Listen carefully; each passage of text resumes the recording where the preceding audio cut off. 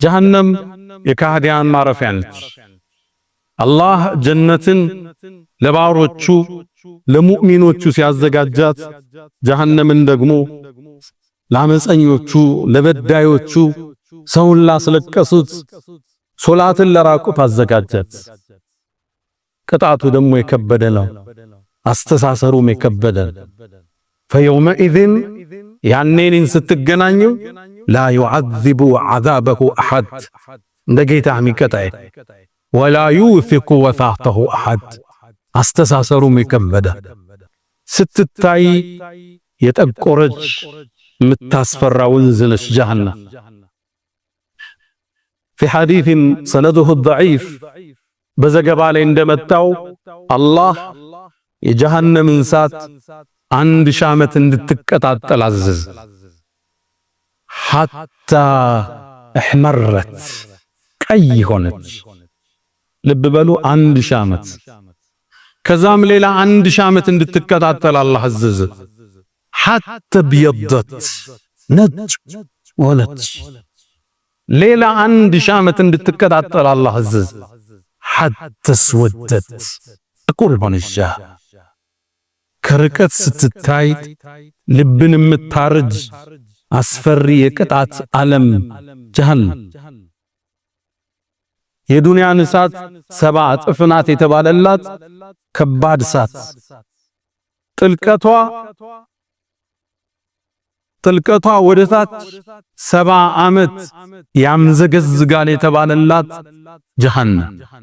የቁሉ ነብዩ አለይሂ ሰላቱ ወሰላም አንድ ድንጋይ አንድ አለት ከጀሃነም ጫፍ ወደ ውስጧ ቢለቀቅ ወለሉን የሚነካው ከ70 ዓመት በኋላ ነው ይላል።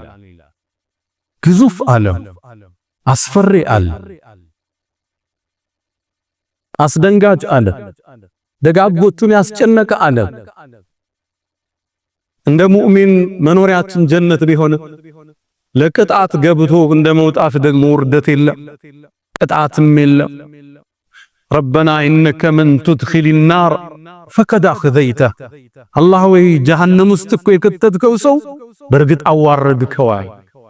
ቅጣቱን አይችለው የማይሸከመው ቅጣት ያለበት እቺ ጀሃነም ዘበኞች አሏት።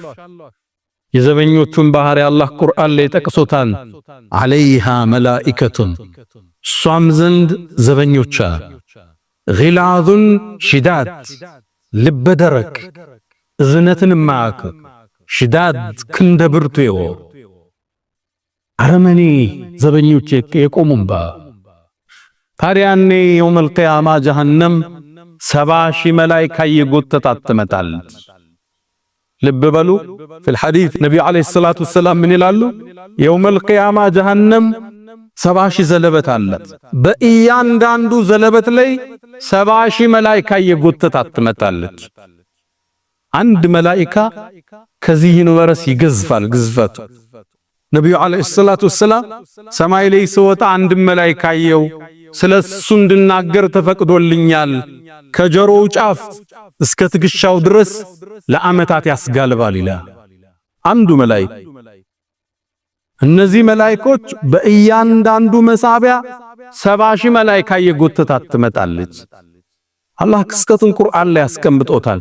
ወጂአ የውመኢዝን ቢጀሃነም ያኔ ጀሃነም እየተጎተተች ትመጣለች።